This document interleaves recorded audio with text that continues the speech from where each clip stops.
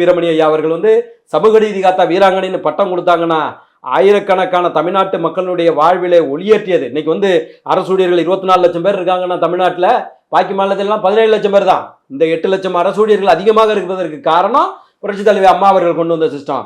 இப்பயும் நீங்க ஆட்சிக்கு வந்ததுக்கு பிறகு என்ன சொன்னீங்க? ஒரு காலி பணியிடம் கூட இல்லாம பண்ணுவோம். இப்ப எவ்வளவு தெரியுமா இருக்கு? 4,80,000 காலி பணியிடங்கள் தமிழகத்துல அரசு ஊழியர் காலியிடங்கள் காலியாக இருக்கின்றன. ஒட்டுமொத்தமாக தமிழ்நாட்டு மக்கள் வந்து முட்டாள்கள் நினைச்சுக்கிட்டு நீங்க வந்து ஒரு 8 பேரை கொண்டாந்து வச்சு வெல்லும் தமிழ் பெண்கள்னு பேட்டியை கொடுக்க வச்சுட்டா 8 கோடி மக்களும் சுபிட்சமா இருக்கிறதா மக்கள் நம்பிடுவாங்கன்னு நினைக்கிறீங்க.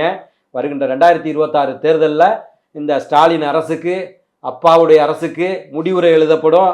புரட்சி தலைவி அம்மா அவர்களுடைய என்னைக்குமே அம்மா தான் தாயுள்ளம் கொண்டவர்கள்.